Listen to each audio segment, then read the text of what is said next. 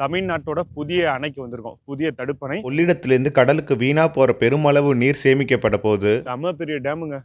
அணைக்கரை, கல்லணை, அதுக்கப்புறம் பெரிய டேம் வந்து இந்த கொள்ளிடத்துக்கு குறுக்க அமைஞ்சிருக்கு. தண்ணி போய் அங்க கீழ பார்த்தீங்கன்னா 3 இது வச்சிருக்காங்க. தண்ணி போறதுக்காண்டி வழி. அது தண்ணி உள்ள போயிட்டு அப்படியே ஓவர்ஃப்ளோ ஆயி அங்க போகும் போல. 1.5 கிலோமீட்டருக்கு மேல நீளம் கொண்ட ஒரு அணை. 28 மீட்டர் அகலம். போக்குவரத்துக்கு பயன்படுத்திக்கலாம்.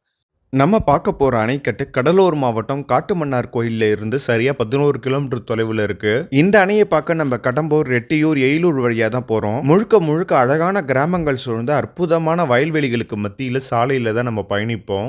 மழை காலங்கள்ல இந்த சாலைகள்ல பயணிக்க அவ்வளோ அழகா இருக்கும். ஏன்னா 2 பக்கமுமே பசுமையான வயல்களை நீங்க பார்க்கலாம். நம்ம இப்போ எயிலூர் கொள்ளிடக்கரையில தான் இருக்கோம். இப்போ நம்ம கொள்ளிடக்கரைக்கு மேல தான் ஏறுறோங்க. ஏறி கொஞ்சம் இறங்குனா அப்படியே கொள்ளிடம் தான். எயிலூர் கொள்ளிடத்திலிருந்து நம்ம அடுத்தடுத்து ஆதனூர் அணைக்கட்டுக்கு